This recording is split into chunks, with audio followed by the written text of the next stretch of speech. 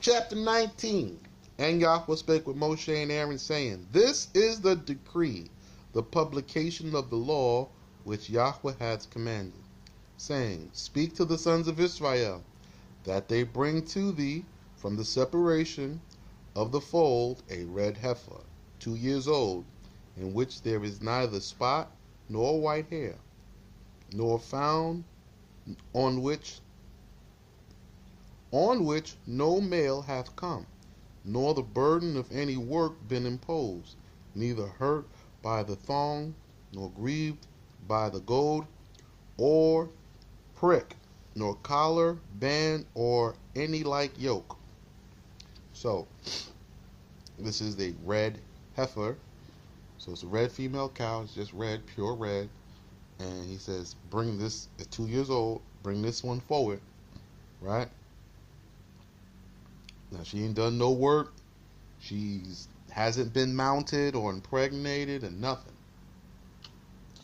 He says, And thou shalt give her unto Eleazar, the chief of the priests, who shall lead her alone without the camp, and shall set round about her a railing, right, a border of the branches of the fig trees. And another priest shall slay her with the 2 signs before him, after the manner of other animals, and examine her by the 18 kinds of divisions. And Eleazar in his priestly dress shall take of her blood with the finger of his right hand, without first containing it in a vessel, and shall sprinkle the border of the fig branches, and afterwards from the midst of a vessel on one side towards the tabernacle of ordinance, dipping 7 times shall he sprinkle. So he takes this one cow, he's going to lead her out to the camp. He's going to build an enclosure around this thing, this red heifer, right, with fig branches. Fig branches, it specifies branches of the fig tree. So he's going to make this enclosure. Then a separate Levite is going to come and is going to slay the beast, right? So first of all, it has to be enclosed in a manner that one person can come and slay the beast. So it's not a big fence. I know I have to say that because some of y'all would think he built a pen. No, it didn't say a pen, it said an enclosure. We're going to hold the beast here and we're going to slay the beast right here. So one person has to come and now slay the beast.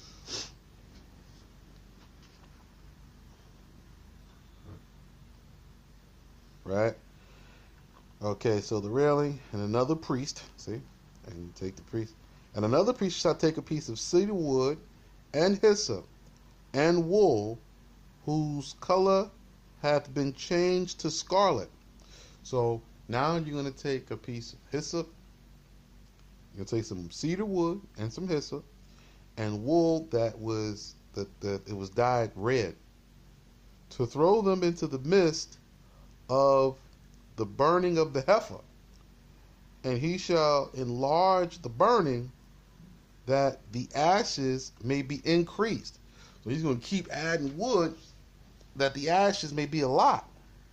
And another priest, and the priest who slew the heifer shall wash his dress in 40 satas of water, and afterwards he may go into the camp.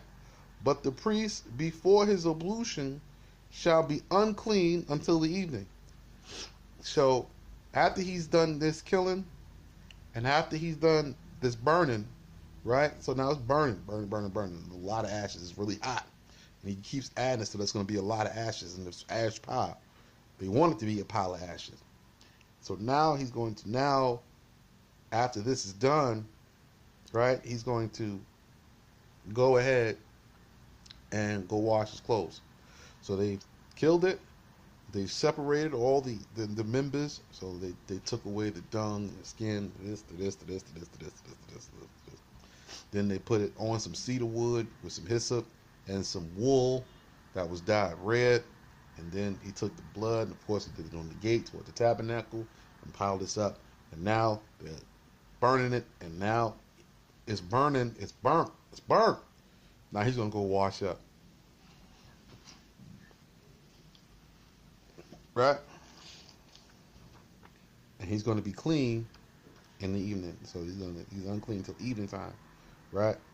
So, and that's before his ablution. But if he washes, he can go directly back home. And a man, a priest who is clean, shall gather up the ashes of the heifer in an earthenware receptacle. So he's going to get a clay vase to put this in. Some type of, it has to be clay, it has to be earthenware, right? It's open and covered round about with clay. See, told you clay. And shall divide the ashes into 3 portions, of which one shall be placed within the wall of Jerusalem. So one gets placed in the wall of Jerusalem. And another in the Mount of Olives. So there's another clay pot in the Mount of Olives. And the 3rd portion shall be in the custody of the Levites, and it shall be for the congregation of Israel for the water of sprinkling. It is the heifer, immolated for the remission of sins. So, one pot is placed in the wall of Jerusalem, another pot is placed in the Mount of Olives, and the 3rd pot is with the Levites. Yep. And the priest who gathered up the ashes of the heifer shall wash his clothes, and before his ablution he be unclean till the evening. And this shall be for the cleansing of the children of the house of Israel, a statute forever. Whoever toucheth the body of a dead man, right? Whoever touches the body of a dead man, or of a child of some months old, whether his body or his blood, shall be unclean 7 days. He shall sprinkle himself with this water of the ashes on the 3rd day, and on the 7th day he shall be clean. But if he sprinkle not himself on the 3rd day, his uncleanness will remain upon him, and he will not be clean on the 7th day. Whoever hath touched the body of a dead man, or a child, or of a child of 9 months old, either the body or the blood, and will not sprinkle himself, he has defiled the tabernacle of Yahweh, and that man shall be cut off from Israel. For as much as the water of sprinkling is not sprinkled upon him, he is unclean. His uncleanness is yet on him until he sprinkleth himself. Yet may he sprinkle and make ablution on the 7th evening. This is the indication of the law concerning a man when he had died under the outspread tent. Everyone who entereth into the tent by the way of the door, but not from its side when its door is opened, or when one hath opened its door, and whatever is in the tent, its floor, stone, wood, and vessels, shall be unclean 7 days. And every earthen vessel which hath no covering fastening upon its mouth, which would have kept it separate from the uncleanness, is defiled by the uncleanness of the air which toucheth its mouth and its interior, and not the outside of it only. So, if someone dies, right, everything in the house is unclean for 7 days. The person who enters in it is unclean, and all the vessels that are open are unclean, right? So if the vessel is sealed, closed, it's closed and, secured, then the outside, the inside is clean. That stuff is still good. All right? And whoever shall touch not one who hath died in his mother's womb, but who hath been slain with the sword on the face of the field, or the sword in which he was slain, or the dead man himself, or a bone of his, or the hair, or the bone of a living man which hath been separated from him, or a grave, or a shroud, or the bier, shall be unclean 7 days. And for him who is unclean, they shall take of the ashes of the burnt sin offering, and put spring water upon them in an earthen vessel,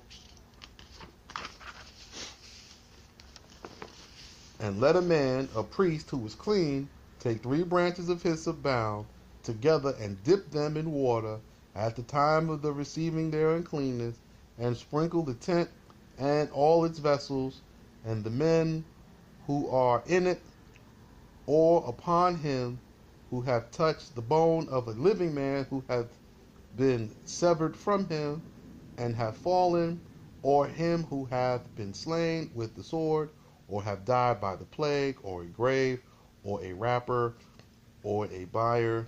And the priest who is clean shall sprinkle upon the unclean man on the 3rd day, and on the 7th day, and shall make him clean on the 7th day. And he shall sprinkle his clothes, and wash himself with water, and at eventide be clean. So at eventide is until the sun is like about to set. So that priest is unclean all day, so he can't eat none of the holy oblations. He can eat regular food cooked by regular folk, but he can't eat none of the holy oblations, which are his portion until evening. Now, it also says for all of these, if somebody cut off your arm or your hand and you touch the hand is unclean. If you touched it, it's unclean. The man is still alive, but because the hand is separated from the body, the hand is considered unclean. And so if you touch all of this stuff, now the house and everything's got to go get sprinkled with this water. All right? And so you have these sprinkling the whole house, the tent, the foundations that you just come in with hyssop and sprinkle water. It's crazy, but this is what he said do. So I don't care. Just hey, here's some hyssop. Sprinkle, sprinkle, sprinkle. Right? This is the law. That's what it says do. So we just gonna do it. It says you get sprinkled on the 3rd day. If you don't get sprinkled on the 3rd day, you're still unclean on the 7th day. But you can be cleaned on the 7th day, and then you just have to add the extra days of separation or whatever. We can get into that. That's another teaching, but I just want to get through the reading of the law. Right? And it says in 19:21, and it shall be unto you an everlasting statute. The priest also who sprinkleth the water of sprinkling shall sprinkle his clothes, and he who toucheth the water of sprinkling shall be unclean until evening. And whatever the unclean person hath touched, though he carry it not, shall be unclean, and the unclean man who toucheth him shall be unclean till evening.